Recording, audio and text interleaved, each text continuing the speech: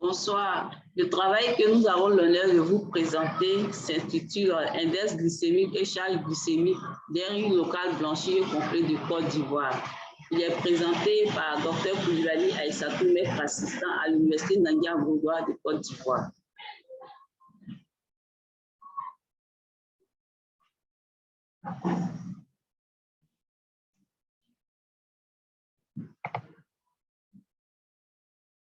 La présentation se fera selon le plan suivant. En un, nous avons l'introduction qui va présenter le contexte du travail. Ensuite, nous avons les matériels et les méthodes utilisées qui sera suivi des résultats et de la discussion. Nous terminerons par une conclusion et les perspectives. Il faut dire que le riz est un aliment, est une culture vivrière la plus importante et la plus cultivée à travers le monde. Il est consommé sous différentes formes, notamment on a la consommation du riz brun ou complet, le riz blanchi étivé. En Côte d'Ivoire, il est considéré comme un aliment de base. Il joue à la fois un rôle économique et alimentaire. Il occupe le 3e rang des productions alimentaires après l'igname et le manioc et représente 6 à 8% des productions vivrières. La consommation de riz ne cesse d'augmenter en raison de la croissance démographique, de l'urbanisation, de la modification des habitudes alimentaires de la population et du pouvoir d'achat. Il faut dire que la consommation du riz a été estimée à environ 70 kg par habitant en Côte d'Ivoire.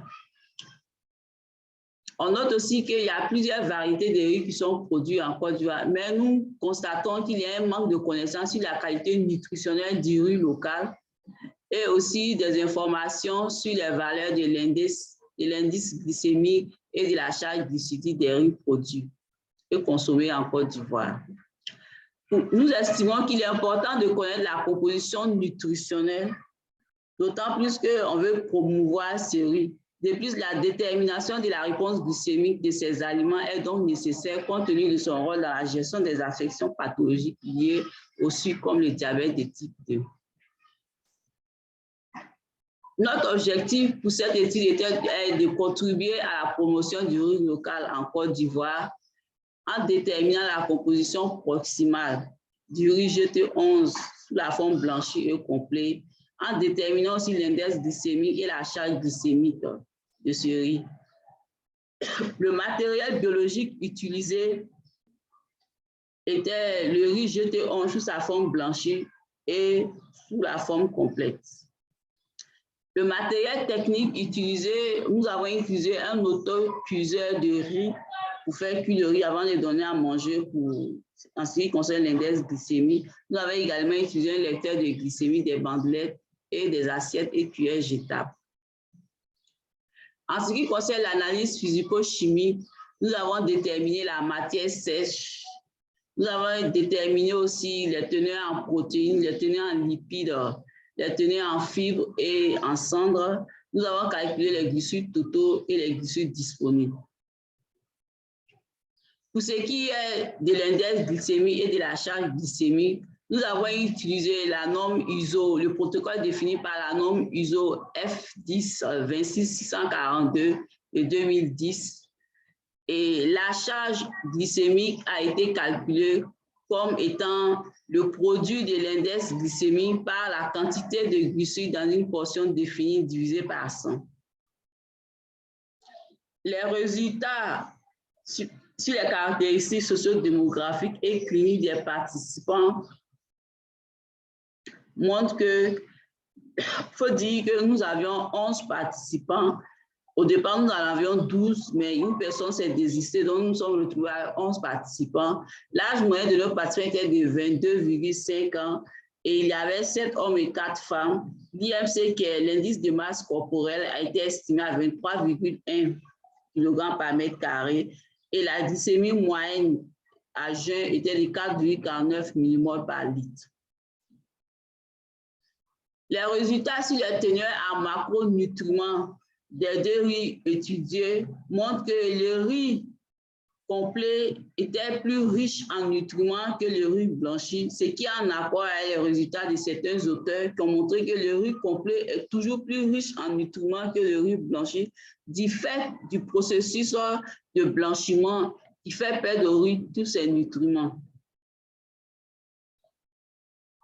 Les résultats sur les réponses glycémiques des deux riz étudiés montrent que la réponse glycémique du glucose, qui est l'aliment de référence, est toujours supérieure à la réponse glycémique des deux riz étudiés. Il faut dire aussi que les pics glycémiques après ingestion des repas, c'est effectué à 45 minutes après l'ingestion des différents riz et de l'aliment de référence qui est le glucose. En ce qui concerne l'aire moyenne incrémentielle, l'index glycémique et la charge glycémique du riz GT11, les résultats nous montrent que le riz GT11 blanchi avait un index glycémique de 77, alors que le riz GT11 complet avait un index glycémique de 64. L'index glycémique du riz GT11 complet se situe dans la moyenne selon l'échelle des index glycémiques, c'est-à-dire entre 55 et 70, alors que le riz GT11 blanchi, lui, se retrouve dans la catégorie des aliments ayant un index glycémique élevé qui était de 77, dont la valeur était supérieure à 70. En ce qui concerne la charge glycémique, il faut dire que nos deux riz étudiés avaient des charges glycémiques élevées car des valeurs supérieures à 20. Il faut dire que l'index glycémique et la charge glycémique des riz sont influencés par la variété de riz et la transformation qu'on fait subir au riz. En conclusion, nous pouvons dire que cette étude a permis de montrer qu'un riz local couramment consommé en Côte d'Ivoire avait un IG et un CG élevés. Ce riz devrait être consommé avec modération, surtout lorsqu'on veut éviter la survenue des maladies métaboliques comme le diabète de type D. Il serait important d'étudier l'impact des sources d'accompagnement sur la réponse glycémique des riz et il faudra étendre l'étude sur d'autres variétés locales. Avant de clore notre propos, les chercheurs tiennent à remercier tous les volontaires qui ont pris part à cette étude. Nous vous remercions pour votre aimable attention.